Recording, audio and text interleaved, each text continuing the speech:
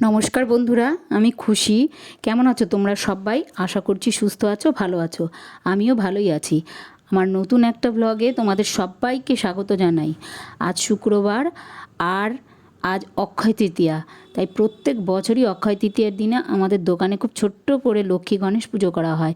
এবারেও পুজো হবে, তাই খুব সকাল সকাল ঘুম থেকে উঠে পড়েছি আর জামা কাপড় ছেড়ে সবার আগেই ফুল তুলে নিয়েছি।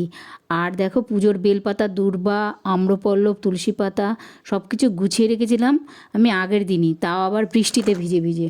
ঘরের সব কাজটা সেরে স্নান করে নিলাম। আর দেখো, তুতুও সকাল সকাল স্নান করে আমার সঙ্গে পুজোর সাহায্য করতে চলে এসেছে। পুজোয়ও দেখো বলছে আমি একটু কাজ করি। এই দেখো চন্দন কীভাবে চন্দন বেটে নিল। আমি একটু ওকে যদিও সাহায্য করেছিলাম, বারবার জল দিয়ে দিচ্ছিলাম। আর দেখো, আমি দোকানে যাবো বলে সেরে নিলাম ঘরের পুজোটা। আর দেখো এক্কেবারে ঘরের পুজোটা সেরে চলে গেলাম দোকানে। দোকানে পৌঁছে দেখি ঠাকুরমশাই এখনও আসেননি। ভালোই হলো, ফলটাও তো দোকানে বসেই বানাতে হবে, তাই ফলগুলো ভালো করে ধুয়ে নিয়ে দোকানের ভেতরেই ঢুকে আমি ফল বানাতে বসে গেলাম। এক এক করে সমস্ত ফল কেটে বাটাগুলো সাজিয়ে নিলাম। আর পুজোর সব কিছু বাড়ি থেকেই গুছিয়ে নিয়ে যাওয়া সত্ত্বেও দেখি এটা নেই, ওটা নেই, সেটা নেই।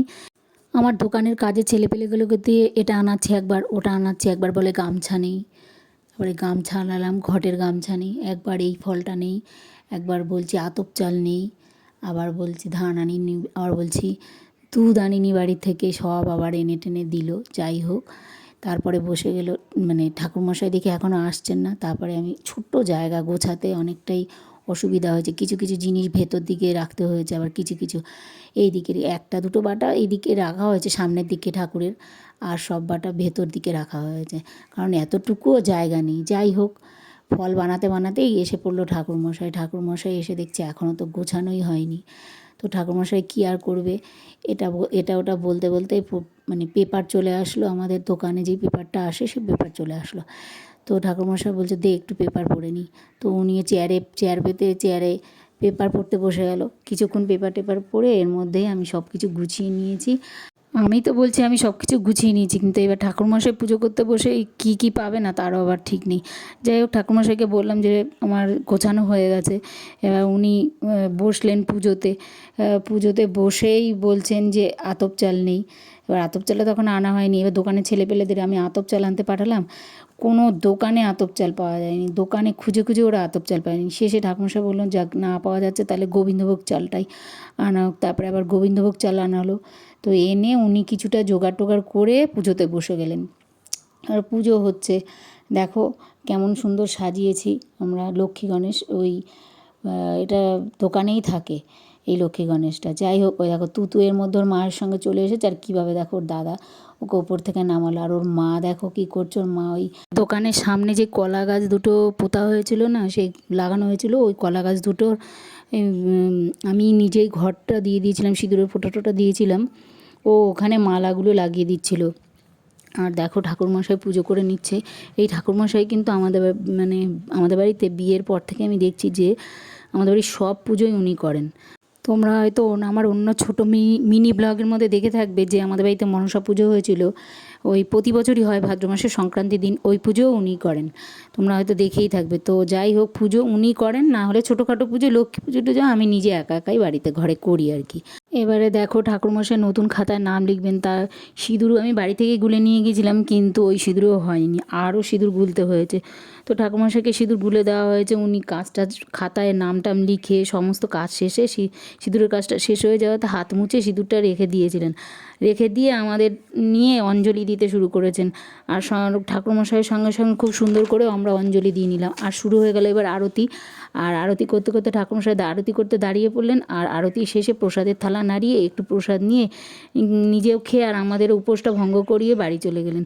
পরে কিছু লোকজন ও দোকানে ছেলেদের প্রসাদ দিয়ে আমি গুছিয়ে রেখে বাড়ি চলে এসে রান্না বসিয়ে দিয়েছিলাম আগেই, কারণ সকালে আমি রান্না করিনি। রান্না শেষে খেতে খেতে বেলা 5টা বেজে গেছিলো। আর কিছু পুজোর বাসনও মেজে ঘষে নিয়ে বাড়িতে সবাইকে প্রসাদ দিয়ে ঘরে ঢুকেছি। রাত দেখি তখন রাত 7টা বাজে। অঞ্জলি দিতে বসে তুতুকে বলা হচ্ছে যে তুতু অঞ্জলি দেবে কি না, খেয়েছে কি না। তো তুতু বলছে, একবার বলছে না আমি খাইনি, কিচ্ছু খাইনি। একবার বলছে না আমি খেয়েছি। ঠাকুরমশাই বলছে সত্যি করে বলো তুমি খেয়েছো কি খাওনি দাদা? তো বলছে হ্যাঁ আমি একটুখানি শরবত খেয়েছিলাম। তা বলছে শরবতে কিছু হয় না, দাও। ঠাকুমশাই ওকে খেপাচ্ছে যে অঞ্জলি দিলে সব খেয়ে দিয়ে তারপরে দিতে হয়। এবার ও বলছে তুমি জানো না, অঞ্জলি দিতে গেলে না খেয়েই থাকতে হয়। এই চলো, এবারে দেখো রাত তো হয়েই গেছে, ছেলেও বলছে রাতে আর ভাত খাবে না, আমি তো খাইনি, ও খাবে না বলছে। আর এর মাঝে ওর বাবা এসে খেয়ে গিয়েছিল, খেয়ে আবার দোকানে চলে গিয়েছিল।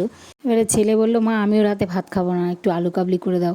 তো ছিল একটা আলু, ছোটো তাও আবার, যাই হোক ওটা দিয়েই ওকে আমি নিরামিষ আলু কাবলি বানিয়ে দিলাম। পেঁয়াজ তো দেওয়া যাবে না, তার কারণ আজকে আমরা মানে পুজো করেছি। তাই দেখো পেঁয়াজ ছাড়া শসা, তারপরে আলু, চানাচুর, তারপরে দিয়েছি একটু আচার, আমের আচার, আর কি দিলাম, ছোলা। আগের দিন ছোলা ভিজে রাখি, ও সকালে খাই সেই ছোলা, কিছুটা ছোলা দিয়ে দিলাম ওর মধ্যে। এইগুলো দিয়ে আর একটু নুন দিয়ে আর একটু টক তেঁতুল দিয়েছিলাম ওর মধ্যে। এই সব কিছু দিয়ে মিশিয়ে ওকে আলু কাবলি বানিয়ে দিলাম। আর আমি কিছুই খাইনি যদিও।